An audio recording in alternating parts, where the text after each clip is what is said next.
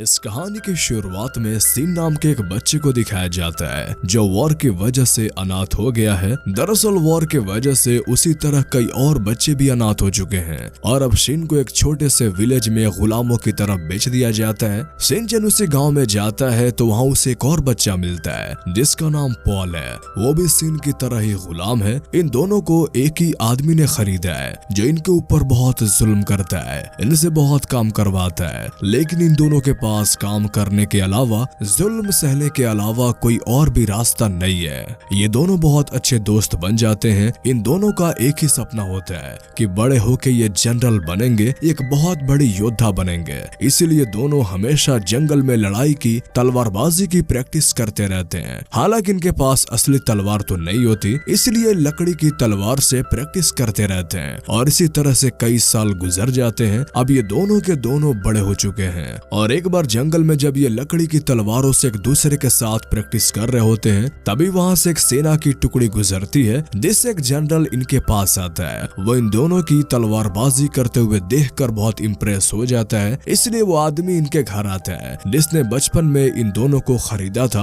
वो आदमी जनरल को देखकर उसके सामने झुक जाता है। जनरल बताता है कि मैं सेना की तलाश में निकला हूँ, मैं अपनी सेना में अच्छे योद्धाओं को शामिल कर सकूं।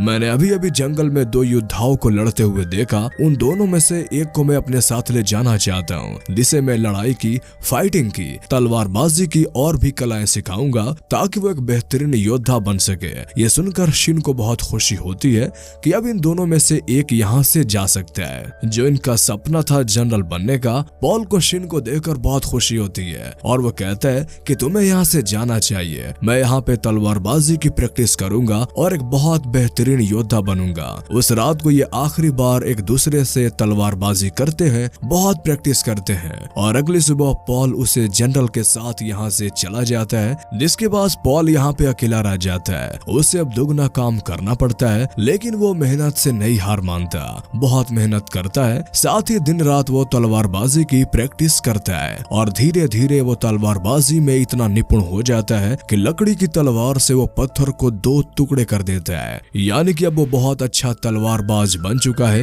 एक रात को जब वो सो रहा होता है, तभी उसका दोस्त पॉल उसके पास आता है जो बहुत बुरी तरह से जख्मी होता है। वो अपनी जिंदगी की आखिरी सांसें ले रहा है। वो बताता है कि हमारे राजा को उनका भाई मारना चाहता था और जब उसने राजा को मारने के लिए अपने लोगों को भेजा तो उन लोगों ने मुझे राजा समझ लिया और मेरे ऊपर हमला करके मुझे जख्मी कर दिया। मैं बहुत मुश्किल से यहाँ तक पहुँचा हूँ। इसके बाद वो अपने दोस्त शिन को एक नक्शा देता है और कहता है कि ये नक्शा तुम्हें एक गांव तक ले जाएगा जहाँ पर तुम्हें एक सेना की टुकड़ी मिलेगी जो तुम्हें फाइटिंग की अलग अलग कलाएं सिखाएंगी। और इसके बाद पॉल की मृत्यु हो जाती है। अपने दोस्त की मृत्यु से वो पूरी तरह से टूट जाता है क्योंकि इस दुनिया में उसके अलावा उसका कोई और नहीं था और अब वो उन लोगों से बदला लेना चाहता है जिसने पॉल को मारा है। इसलिए वो नक्शे के हिसाब से उस तरफ बढ़ चलता है जहाँ पर उसे पहुँचना है। रास्ते में उसे कुछ लुटेरे मिलते हैं जो उसे लूटना चाहते हैं, लेकिन शिन बिना गुरु के तलवारबाजी की लगातार कई सालों तक प्रैक्टिस करते करते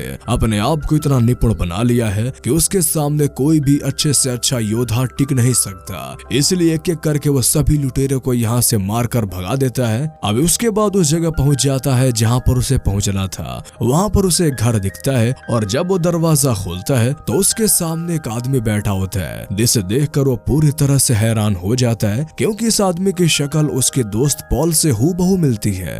दरअसल ये किंग होते हैं जो शिन को बताते हैं कि तुम्हारे दोस्त पॉल की शक्ल हूबहू मुझसे मिलती थी, इसलिए मेरा जनरल उसे खरीद कर ले आए क्योंकि कुछ लोग मेरे खिलाफ साजिश कर रहे थे जिसमें मेरा भाई भी था और मुझे कोई नुकसान ना पहुंचे, इसलिए तुम्हारे दोस्त को कई बार मेरे जगह रखा जाता था और वो लोग जो मुझे मारने के लिए आए थे उन्होंने तुम्हारे दोस्त पॉल को किंग समझे और उस पर हमला करके उसे घायल कर दिया। ये सुनकर शिन को बहुत गुस्सा आता है और अब उसे पूरा का पूरा खेल समझ आ जाता है कि क्यों जनरल उसके दोस्त को खरीद कर यहाँ से लेकर महल में आया था और क्यों उसके दोस्त की मृत्यु हुई। वो अपने दोस्त की मृत्यु का कारण राजा को समझता है क्योंकि राजा ने अगर पॉल को अपना हमशक्ल बनाकर पेश ना किया होता तो पॉल की मृत्यु ना होती।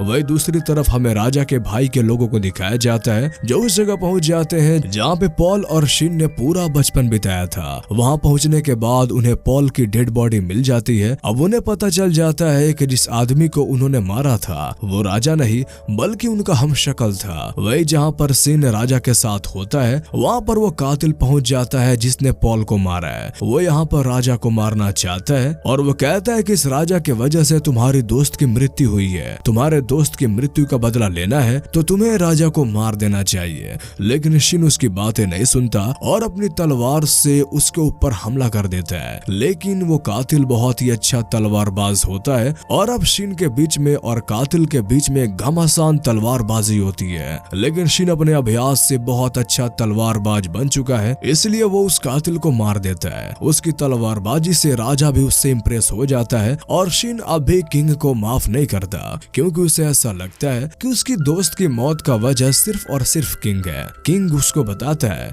कि तुम्हारे दोस्त ने अपनी कुर्बानी दी है क्योंकि वो अच्छी तरह से जानता था कि मेरा जिंदा रहना बहुत जरूरी है। मेरा भाई बहुत ही निर्दयी है और उसने हमेशा के लिए राज किया तो वो पूरी प्रजा पर बहुत अत्याचार करेगा। इसलिए मैं दोबारा से अपने राज्य को हासिल करना चाहता हूँ, जिसके लिए मुझे तुम्हारी मदद की जरूरत है। मैं अपनी सेना तैयार करना चाहता हूँ ताकि मैं अपने भाई के ऊपर हमला करके उससे मारकर अपने राज्य को दोबारा से हासिल कर लूं और इस तरह से तुम्हारे दोस्त की मौत का बदला भी ले सकते हैं। वही किंग के भाई को राजमहल में दिखाया जाता है जिसने उसके राज्य को हथिया तो लिया है लेकिन अभी किंग के जिंदा होने से बहुत ज्यादा परेशान होता है। वो अपने लोगों से कहता है कि किसी भी कीमत पर तुम्हें किंग को यानी कि मेरे भाई को मारना होगा और वो अपने खास योद्धा को राजा को यानी किंग को मारने के लिए भेज देता है। और जब शिन और किंग जंगल में होते हैं तभी वो आदमी इन दोनों के ऊपर हमला कर देता है जो कि जहरीली सुइयों से इनको मारना चाहता था। लेकिन शिन उसका मुकाबला करता है और वो अपनी तलवार से उस पर हमला करता है। वो भी बहुत अच्छा तलवारबाज होता है। इन दोनों के बीच में घमासान लड़ाई होती है लेकिन इस लड़ाई में भी शिन की जीत होती है। शिन उसे मार देता है लेकिन एक जहरीली सुई उसके कंधे पे लग जाती है जिससे वो वहीं बेहोश हो जाता है और किंग उसका ख्याल रखता है, उसका इलाज करता है और जल्दी ही वो होश में आ जाता है। अगले दिन यहाँ पर बहुत सारे सैनिक आ जाते हैं जिसमें किंग का जनरल भी होता है। वो किंग से कहता है कि मैं अब भी आपका वफादार हूँ, मैं आपके लिए लड़ना चाहता हूँ। किंग जानते हैं कि जनरल सच कह रहा है, वो हमेशा से उनका वफादार था लेकिन किंग के पास अब भी उतनी आर्मी नहीं है कि वो अपने भाई की सेना की मुकाबला कर सके। उनका जनरल कहता है कि हमें पहाड़ी कबीले के लोगों के पास जाना चाहिए, वो बहुत अच्छे योद्धा होते हैं, अगर वो हमारी मदद करने के लिए तैयार हो जाएं तो हम आपके भाई की सेना की मुकाबला कर सकते हैं। और अब ये सब के सब एक लंबे सफर पे निकल पड़ते हैं। जंगलों को पार करते हुए वो उस जगह पहुंच जाते हैं जहाँ पर पहाड़ी कबीले वाले रहते हैं। वो सब के सब इन्हें घेर लेते हैं और अपने लीडर के पास ले जाते हैं। वहाँ पर किंग उस लीडर को सब कुछ बताता है कि कैसे उनके भाई ने उसे धोखा दिया और उनके पूरे राज्य को हड़प लिया। वो बताते हैं कि मेरा भाई एक अच्छा राजा नहीं है, वो सब पर बहुत ज्यादा अत्याचार करेगा, इसीलिए हमें आपकी मदद की जरूरत है। पहाड़ी लोगों के जो लीडर होता है वो उनकी मदद करने से मना कर देता है क्योंकि अतीत में किंग के लोगों ने इनके ऊपर बहुत अत्याचार किए होते हैं। अब यहाँ पे किंग इनसे माफी मांगते हैं और कहते हैं कि एक बार बस मुझे किंग बन जाने दें, उसके बाद आपके साथ ऐसा कभी नहीं होगा। जिसके बाद पहाड़ी कबीले का जो लीडर होता है उनकी मदद करने के लिए तैयार हो जाता है। अब वो अपने मास्क को हटाता है जिसके पीछे एक लड़की होती है। दरअसल इनकी जो लीडर है वो एक लड़की है। वो किंग से कहती है कि हम वादा करते हैं कि हम आपकी मदद करेंगे। और अब ये सब के सब एक प्लान बनाते हैं जिस प्लान के तहत ये राजा को मुखौटा पहनकर अपनी सेना में शामिल करेंगे।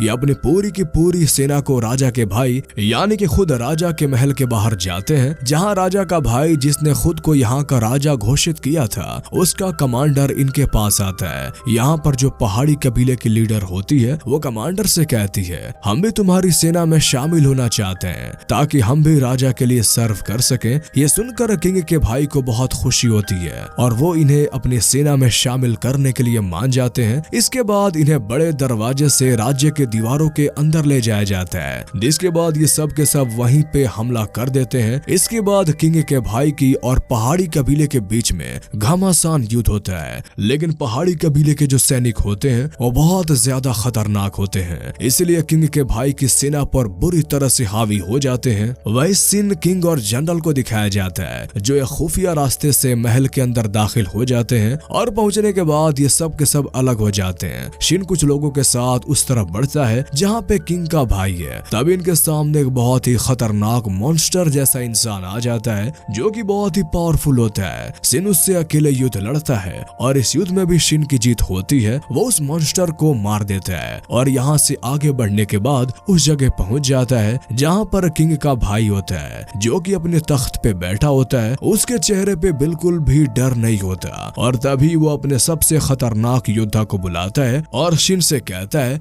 कि अगर तुम सच में एक योद्धा हो तो तुम मेरे इस योद्धा से लड़ो। जिसके बाद शिन उसके चैलेंज को एक्सेप्ट करके उस योद्धा से लड़ता है जो कि बहुत अच्छा तलवारबाज होता है। लेकिन शिन बचपन से अपने दोस्त पॉल के साथ जंगल में सिर्फ तलवारबाजी की थी और अब वो बहुत ही बेहतरीन योद्धा है, इसलिए वो किंग के भाई के योद्धा को हरा देता है। जो देखकर किंग के भाई के चेहरे पर डर आता है और वो अपनी जान बचाने के लिए यहाँ से भागने लगता है। लेकिन तभी बाहर पहाड़ी योद्धाओं से घेर लेते हैं और तब किंग उसके सामने आता है जो एक ही वार से अपने भाई को खत्म कर देता है और इस तरह से अपने राज्य को वो वापस ले लेता है। शिन ने भी अपने दोस्त की मौत का बदला ले लिया था, साथ ही उसका जो हमेशा से सपना था कि वो एक योद्धा बनना चाहता था, अब वो सपना भी पूरा हो चुका है क्योंकि उस जैसा तलवारबाज इस दुनिया में शायद कोई भी नहीं है। यहाँ पर पहाड़ी कबीले की जो लीडर होती है वो भी अपनी सेना के साथ अब किंग का हमेशा के लिए साथ देने को तैयार हो जाती है, यानी कि अब वो अपनी सेना के साथ अपने लोगों के साथ इसी राज्य में रहेगी और इसी के साथ ये कहानी यहीं पे खत्म हो जाती है।